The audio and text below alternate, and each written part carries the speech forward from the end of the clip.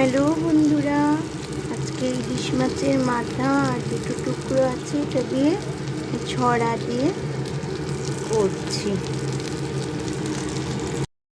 কালো জিরে, কাঁচা লঙ্কা, টমেটো সোমবারে দিলাম। এখন আমি ছড়াগুলো সেদ্ধ করে রেখেছিলাম। ছড়া অনেকে কাঠিও বলে, বেশি সেদ্ধ হয়ে গেছে, গলে গেছে কয়েকটা। এটা দিয়ে একটু হলুদ লবণ দিয়ে আমি এটাকে একটু ভাজা করে নেব।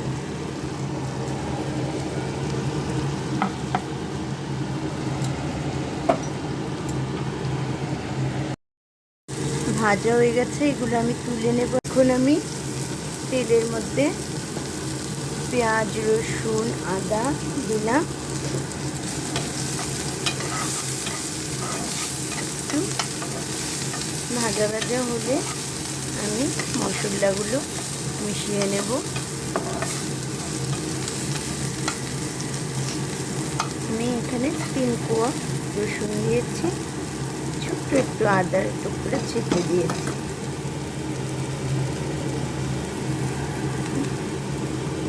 ধনে গুঁড়ো দিলাম 2 চামচি, জিরে গুঁড়ো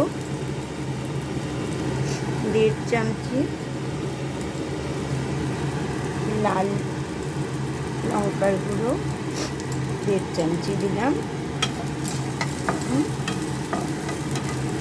ছোট স্পুনের। সাঁতলে নেব মশলাটা একটু।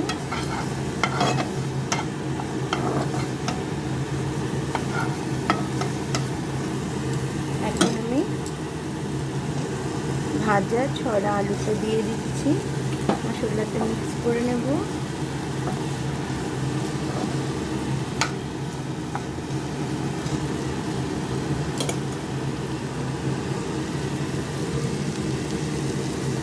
এখন একটু স্লাইড জল দিয়ে দিচ্ছি।